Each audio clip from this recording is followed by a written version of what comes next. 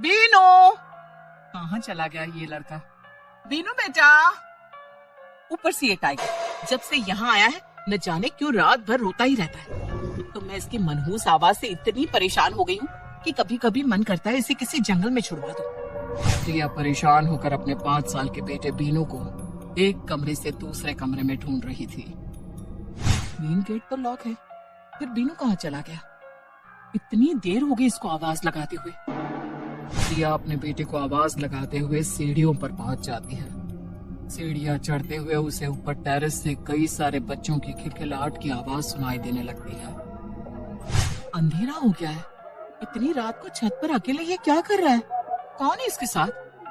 ये किन बच्चों के हंसने की आवाज आ रही है? छत पर पहुंचने के बाद वो देखती है कि उसका 5 साल का बेटा बीनू छत की बाउंड्री वॉल पर खड़ा हुआ जोर जोर से हंस रहा है। बीनू, वहाँ क्या कर रहे हो तुम? अरे इतनी ऊपर तुम चढ़े कैसे? देखो हिलना नहीं, वहीं खड़े रहना, मम्मा आ रही है तुम्हारे पास। बिल्कुल मत घबराना बेटा। अकेले यहाँ क्या कर रहे थे तुम? और दीवार के ऊपर क्यों चढ़े थे बोलो? आपने मुझे नीचे क्यों उतारा? वो नाराज हो रहे हैं, जाने दो मुझे। कौन है यहाँ? मुझे तो यहाँ कोई नजर नहीं आ रहा। मम्मा वो लोग आपको देखकर छिप गए हैं। अभी तो यही थे मेरे साथ, उन्हें आपका आना अच्छा नहीं लगा। ये क्या बहकी बहकी बातें कर रहे हो? चलो नीचे, और आज के बाद अकेले ऊपर नहीं आओगे, समझे?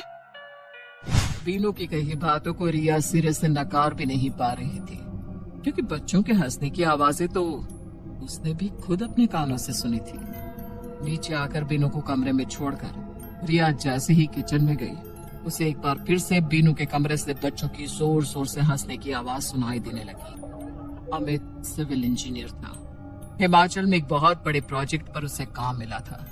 इसी काम के सिलसिले में वो अपना चंडीगढ़ वाला घर छोड़कर पत्नी रिया और बेटे बीनू को लेकर कंपनी के दिए हुए बंगले में शिफ्ट हो गया था। कुछ दिन बाद, अमित, ये जगह कुछ अजीब सी नहीं लगती तुम्हें? दूर दूर तक कोई इंसान नजर नहीं आता, बस बर्फ और सन्नाटा ही दिखाई देता है हर तरफ। अरे सामने का बंगला है ना, तुम दोस्ती बढ़ाओ उनसे, ठीक है? फिलहाल तो मैं चलता हूँ, बाकी बातें शाम को करते हैं। अमित के जाने के बाद रिया ने उम्मीद भरी नजर से एक बार फिर सामने वाले बंगले की तरफ देखा, लेकिन रोज की तरह अभी भी बंगले में सन्नाटा पसरा हुआ था। अजीब पड़ोसी है, एक बार हाय हेलो भी नहीं किया। इस बंगले को देखकर ऐसा लगता है जैसे ये बंगला नहीं, भूत बंगला हो। दिन ढल गया था।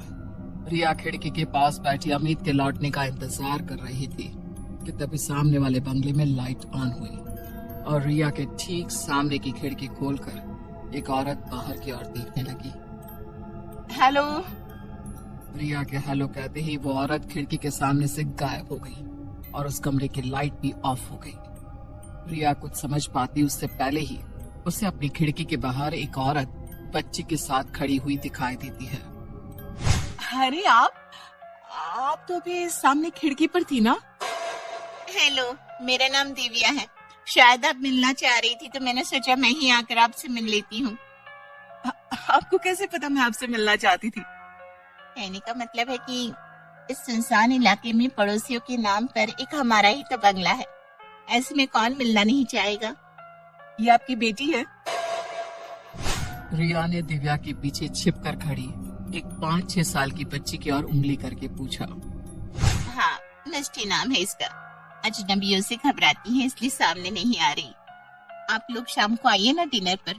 बरसों बीत गए किसी को अपने घर डिनर पर बुलाए हुए। हाँ क्यों नहीं, अमित के आने के बाद हम लोग 9 बजे तक आते हैं। थोड़ी देर बाद अमित ऑफिस से घर लौट कर आता है। रिया अमित को दिव्या के डिनर इनविटेशन के बारे में बताती है और फिर वे तीनों रेडी होकर दिव्या के बंगले पर पहुंच जाते हैं। बंगला बिल्कुल सुनसान दिखाई दे रहा था। जैसे ही अमित और रिया ने दरवाजा खोलकर अंदर हॉल में कदम रखा, न जाने कहां से एक काली बिल्ली ने आकर उनके ऊपर छलांग लगा दी। ये कैसा भद्दा मजाक है रिया? पूरे बंगले में अंधेरा है, ऊपर से यहाँ कोई दिखाई भी नहीं दे रहा, और पता नहीं कहां से इस बिल्ली ने हमारे ऊपर हमला कर दिया। रिया, आर यू श्योर दिव्या ने तुम्हें डिनर पर बुलाया है? ये भी कोई मजाक करने की बात है अमित? अपने घर बुलाकर ऐसे कौन करता है? रिया और अमित ने देखा कि बंगले में रखा हुआ सामान बिल्कुल पुराना और गंदा दिखाई दे रहा था, जैसे सालों से किसी ने इस्तेमाल ही ना किया हो। दीवारों पर लटकी तस्वीरों पर धूल जमा थी और जगह जगह मकड़ियों ने जाल बुन रखे थे। मुझे कुछ ठीक नहीं लग रहा अमित, हम लोग वापस चलते हैं। रिया और अमित जैसे ही हॉल से निकलने के लिए मुड़ते हैं, पीछे से दिव्या की आवाज सुनाई देती है। अरे रिया, कहाँ जा रही हो? अंदर आओ ना, मैं लाइट्स ऑन करती हूँ। दिव्या जैसे ही कमरे में इमरजेंसी लाइट ऑन करती है, वहां पर सब कुछ बिल्कुल साफ सुथरा और नॉर्मल दिखाई देने लगा था। लेकिन न जाने क्यों टाइगर लगातार भौंकता ही जा रहा था और बार बार ऊपर मुंह करके भयानक आवाज में रो भी रहा था। Tiger, tiger keep quiet tiger. पता नहीं क्या हो गया है इसको। अचानक ही दिव्या गुस्से में टाइगर की ओर देखती है और टाइगर रोते हुए चुपचाप मुंह नीचे करके जमीन पर बैठ जाता है। अमित, रिया और तीनों डाइनिंग टेबल पर बैठ जाते हैं। जैसे ही दिव्या खाना सर्व करने के लिए बर्तन का ढक्कन हटाती है, कमरे में चारों तरफ एक अजीब सी गंध फैल जाती है। ये कैसी स्मेल आ रही है? मेरा सर चकरा रहा है। रुको, मैं पानी लेकर आती हूँ। अमित, ये कैसा खाना है? मुझे इस खाने में से ही स्मेल आ रही है, मैं नहीं खा पाऊंगी ये खाना। रिया को पानी देकर दिव्या सबकी थाली में खाना परोसने लगती है। छी, अरे ये कैसा खाना है? इसमें तो कीड़े हैं, तभी इसमें से इतनी बदबू आ रही थी। आई एम सो सॉरी, वो एक्चुअली थोड़ा फाइनेंशियल क्राइसिस होने की वजह से हमारे बंगले की बिजली डिस्कनेक्ट हो गई है। अंधेरे में खाना बनाने के कारण शायद इसमें कीड़े गिर गए हैं। कोई बात नहीं, तुम परेशान मत हो, हम लोग फिर किसी दिन तुम्हारे साथ डिनर करेंगे। अभी हम चलते हैं। रिया और अमित वहां से बाहर निकल आते हैं। तो ये बात है, इन बेचारों के यहाँ बिजली है ही नहीं, तभी पूरा दिन इनके बंगले में अंधेरा रहता है। और मैं भी ना पता नहीं क्या क्या सोच रही थी। दिन के समय तो अक्सर बंगला नंबर 9 में सन्नाटा ही पसरा रहता, लेकिन जैसे जैसे शाम गहराने लगती, कभी दिव्या तो कभी उसका पति महेश बंगले की खिड़की पर खड़ा हुआ नजर आ जाता। रिया और अमित की भी उनसे दोस्ती हो गई थी और अब वो अक्सर रिया के यहाँ आने जाने लगे थे। अमित, एक बार टाइगर को दिखा लो ना। जब से हम लोग यहाँ आए हैं, इसका बिहेवियर कुछ अजीब ही है। पहले रात भर रोता रहता था और अब गुमसुम सा एक कोने में बैठा रहता है। मुझे लगता है इसकी तबीयत कुछ ठीक नहीं है। हाँ, ठीक कह रही हो। अच्छा प्रिया, तुमने बताया था ना कि दिव्या और महेश के 3 बच्चे हैं, लेकिन वो लोग जब भी हमारे घर आते हैं अकेले ही आते हैं, अपने बच्चों को लेकर क्यों नहीं आते? यहाँ तक कि पिछले 2 महीने में मैंने एक बार भी उनके बच्चे को नहीं देखा है। बात तो तुम्हारी ठीक है, मैंने भी उनके बच्चे एक भी बार नहीं देखे। दिव्या कहती है कि वो किसी के भी सामने आने से शर्माते हैं, इसलिए घर से बाहर ही नहीं निकलते। पता नहीं, मुझे तो ये फैमिली बहुत ही अजीब लगती है। तुम्हें ऐसा नहीं लगता? रिया और अमित बातें कर ही रहे थे कि तभी बंगले का मालिक घनश्याम उनके घर की बेल बजा देता है। अरे सर, कैसे हैं आप? अरे बंगले में आपको कोई प्रॉब्लम तो नहीं है? वैसे तो आपको मेरे बंगले में रहने में कोई प्रॉब्लम नहीं आएगी। मैंने बंगले को बहुत अच्छे से मेंटेन जो किया है। बस इस एरिया में रहने की एक ही प्रॉब्लम है कि यहाँ पर रहने वाला इंसान एकदम अकेला पड़ जाता है। अब ले देकर 2 ही बंगले हैं और उसमें भी सामने वाला बंगला बरसों से खाली पड़ा हुआ है। अरे आपसे किसने कहा कि सामने वाला बंगला खाली है? सामने तो दिव्या और महेश की फैमिली रहती है, अच्छे और मिलनसार लोग हैं। क्या नाम बताया मैडम आपने? दिव्या और महेश? अरे कोई गलत फहमी हो रही है आपको। सामने वाले बंगले में कोई नहीं रहता है मैडम। वो बंगला पिछले 12 सालों से ऐसे ही खाली पड़ा हुआ है। अरे हम बता रहे हैं ना, सामने फैमिली रहती है। आप रुकिए, मैं आपको अभी उनसे मिलवाती हूँ। अरे मैडम, जिस दिव्या और महेश की आप बात कर रही हैं ना, वो आज से 12 साल पहले इस बंगले में रहते थे। बहुत कर्ज में डूब गए थे। एक तो अकेलापन और ऊपर से लेनदारों की उलाहने। डिप्रेशन में आकर एक रात परिवार सहित आत्महत्या कर ली थी उन लोगों ने। उनके सुसाइड के बाद इस बंगले में कभी कोई रहने नहीं आया। और आप कह रही हैं कि आपने दिव्या और महेश को देखा है।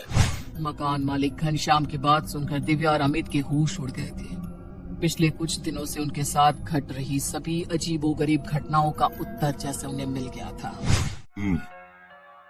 अब मुझे समझ में आया। अब समझ में आ रहा है कि बीनू क्यों ऐसा कहता था कि उसके दोस्त हमें देखकर छिप गए हैं। उसके कमरे से आती बच्चों के हंसने की आवाजें किसकी थी? दिव्या का बंगला इतना अजीब क्यों था? और वो खाना, हे भगवान, इसका मतलब इतने दिनों से हम जिनसे मिल रहे हैं वो इंसान नहीं, आत्माएं हैं। दिव्या और अमित का चेहरा डर से सफेद पड़ गया था। मकान मालिक घनश्याम पूरी कहानी सुनाकर वहां से जा चुका था। तुम बीनू को लेकर आओ, मैं गाड़ी निकालता हूँ। बीनू बेटा चलो, हमें अभी यहाँ से चलना होगा।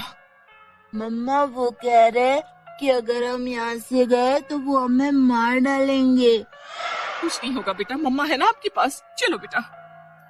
रिया बीनू का हाथ पकड़कर कमरे से बाहर आती है तो देखती है कि 3 भयानक शक्ल वाले बच्चे सामने खड़े होकर गुस्से में उसे घूर रहे हैं।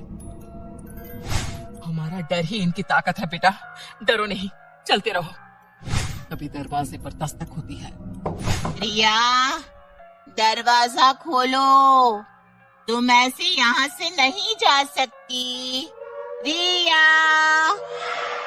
अमित, पीछे वाले दरवाजे से बाहर चलो, हमें अभी यहाँ से निकलना होगा, जल्दी करो। अमित बेटे विनू और रिया को गाड़ी में बिठाता है और गाड़ी स्टार्ट करने लगता है। अरे ये गाड़ी स्टार्ट क्यों नहीं हो रही है रिया? मुझे बहुत डर लग रहा है। अमित बहुत कोशिश करता है लेकिन उसकी गाड़ी स्टार्ट होने का नाम ही नहीं ले रही थी। तभी आसमान में काले बादल घिराते हैं और तेज बरसात के साथ बिजली चमकने लगती है। बिजली की चमक में अमित को अपनी गाड़ी के सामने दिव्या और महेश डरावने चेहरे के साथ खड़े हुए दिखाई देते हैं। जल्दी जल्दी जल्दी अंदर चलो चलो, और मन ही मन में भगवान का नाम लेते रहो।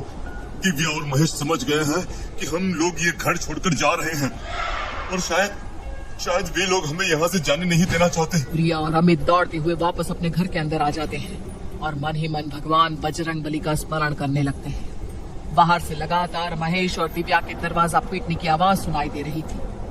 पूरी रात दिव्या और महेश की आत्मा तरह तरह से उन्हें डराने की कोशिश करती रहती है, लेकिन रिया और अमित एक दूसरे का हाथ थामे लगातार हनुमान चालीसा का पाठ करते जा रहे थे, जिसके कारण वो दोनों आत्माएं उनके नजदीक नहीं आ पा रही थी। रिया और अमित के जीवन की ये सबसे कठिन रात थी। अचानक दरवाजा पीटने की आवाज बंद हो जाती है। रिया देखती है कि उनकी घड़ी में सुबह 4 बजे का अलार्म बज रहा है। सुबह के 4 बज गए हैं, शायद इन आत्माओं की शक्ति खत्म हो गई है। अमित यही कारण है कि ये लोग हमेशा रात में ही दिखाई देते थे। यही सही समय है, हमें इस बंगले को छोड़कर निकल जाना चाहिए। रिया की बात मानकर अमित एक बार फिर गाड़ी स्टार्ट करने की कोशिश करता है, पर इस बार